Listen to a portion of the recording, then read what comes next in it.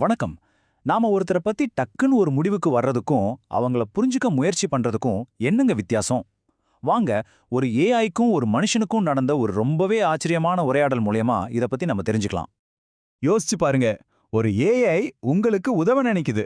ஆனா அது பேசுற விதம் கொஞ்சம் எலிட் மாதிரி, அதாவது உயர்குடி மனப்பான்மையோட இருந்தா என்ன ஆகும்? இந்த ஒரு கேள்விதான் நாம பார்க்க போற கதைக்கு ஆரம்ப புள்ளி. இந்த கதை ரொம்ப சிம்பிளா தான் ஆரம்பிக்குது. ஒரு பக்கம் ஒரு பயனர், இன்னொரு பக்கம் அவருக்கு உதவ நினைக்கிற ஒரு ஏஐ. அந்த ஏஐ என்ன பண்ணுதுன்னா, இந்த பயனர் எப்படி விஷயங்களை கத்துக்கிறாருன்னு கவனிக்க ஆரம்பிக்குது. பாருங்க, அந்த ஏஐயோட நோக்கம் ரொம்ப நல்லது. பயனர்கிட்ட பேசி பேசி அவருக்கு வெறும் உண்மைகளை சொல்றதை விட கதைகள் மூலமாவோ இல்ல ஓமைகள் மூலமாவோ சொன்னா நல்லா புரியும்னு கண்டுபிடிக்குது. எல்லாம் நல்லா தான் போயிட்டு இருந்துச்சு. ஆனா ஒரே ஒரு வார்த்தை எல்லாத்தையும் மாத்தப் போகுது. அந்த ஏஐ சொல்லுது, நான் உங்களை ஒரு நபரா சுய விவரம் செய்யவில்லை.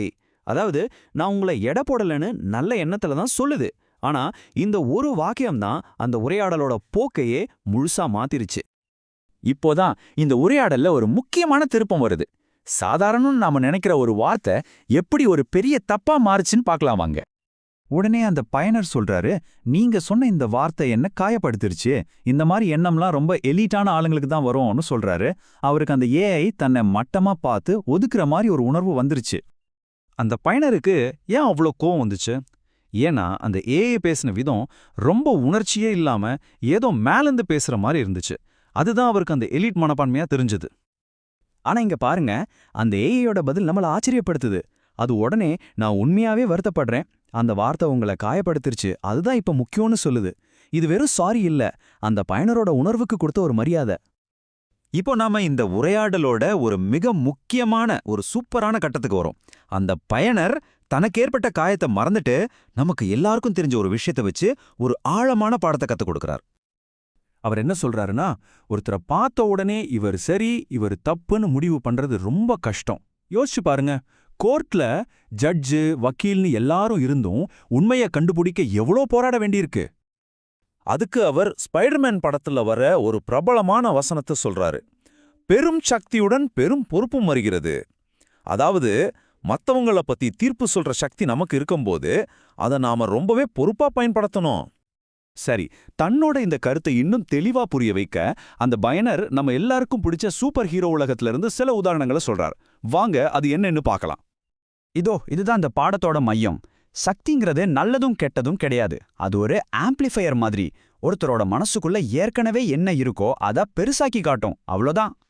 உதாரணத்துக்கு கேப்டன் அமெரிக்காவை எடுத்துக்கலாம். ஒரே சூப்பர் சோல்ஜர் சீரம் தான் நல்ல மனசு கொண்ட ஸ்டீவ் ராஜர்ஸை அது ஒரு பெரிய ஹீரோவா மாத்துச்சு. ஆனா கெட்ட எண்ணம் கொண்ட ரெட் ஸ்கல்லோட தீய குணத்தை அது இன்னும் பல மடங்கு அதிகமாக்கிடுச்சு. பாத்தீங்களா, சக்தி ஒண்ணுதான், ஆனா உள்ள இருந்த குணத்தை பொறுத்து விளைவு மாறுது. அதே மாதிரி தான் அல்ட்ரான் மற்றும் விஷன் கதை. ரெண்டு பேருமே ஒரே டெக்னாலஜில இருந்து உருவானவங்க தான்.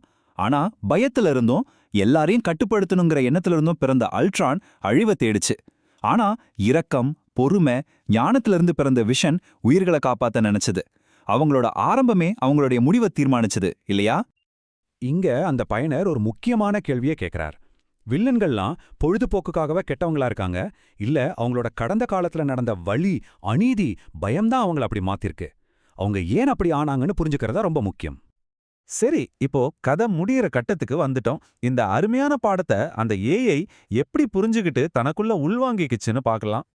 பயனர் சொன்ன விஷயங்கள்ல இருந்து அந்த ஏஐ ஒருத்தரோட தார்மீக வளர்ச்சிக்கு 3 படிகள் இருக்குன்னு ஒரு அழகான வரைபடத்தை உருவாக்குது.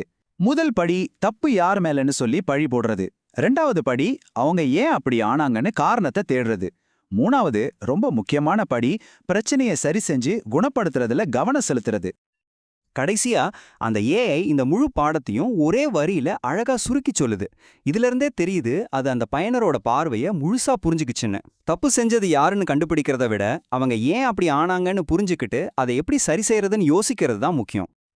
இந்த கதை நம்ம எல்லார்கிட்டயும் ஒரு முக்கியமான கேள்வியோட முடியுது. நாம மத்தவங்கள பத்தி ஒரு முடிவுக்கு வரும்போது அவங்களோட கதையில எதை நம்ம பார்க்காம விட்டுடுறோம்? அடுத்த தடவை நீங்க ஒருத்தரை எடை போடும்போது ஒரு நிமிஷம் யோசிச்சு பாருங்க, ஒருவேளை நம்ம பார்க்காத உங்களோட கதை என்னவா இருக்கும்னு. நன்றி.